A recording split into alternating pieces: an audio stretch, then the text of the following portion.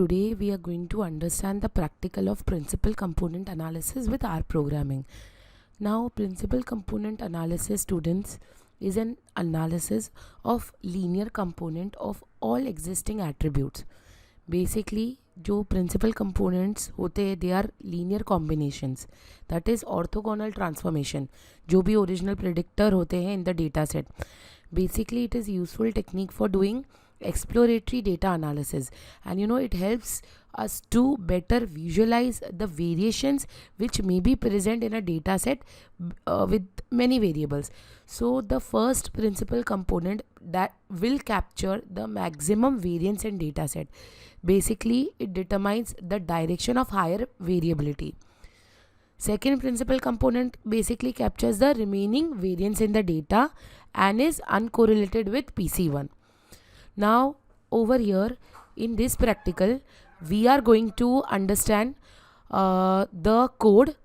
That is, we are going to start by loading the IRIS dataset. The first 4 columns of the data set are used to create a new variable called data IRIS. Can you see over here? Then we are using the first 4 columns 1 to 4.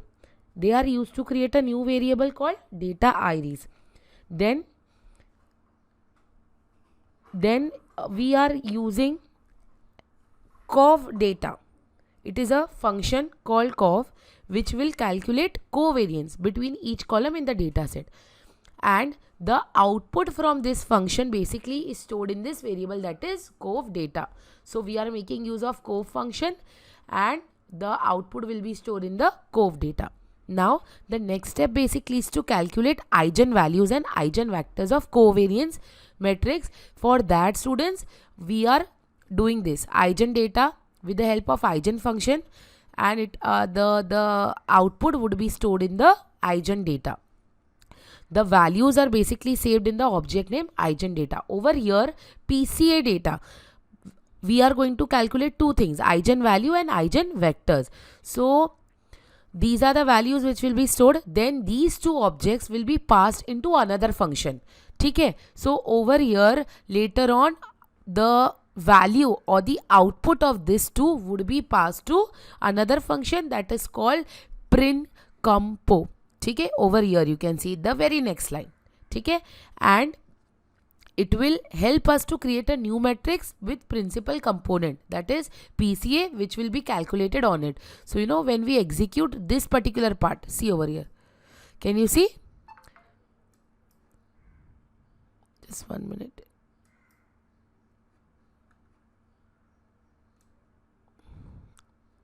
I hope it is visible now. Okay? Then students, later part, what we have to do is we will use PCA data as our new matrix will be saved in the PCA data. ठीक है, जो भी हमारा new matrix होगा, it will be saved in the PCA data. Over here I will show you. See, ठीक है, we have loaded the data. We have PCA data over here. ठीक है, now you can see over here we have the data vectors. We have also used summary. So next we use PCA to transform our original data set into what is known as orthogonal space.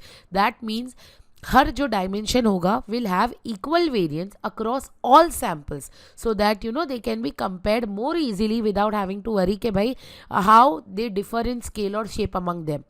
How are we doing that? We are basically passing our original data set through PCA. ठीक है, we are originally passing our data set, and then what we are doing, we are taking the inverse transpose of the function.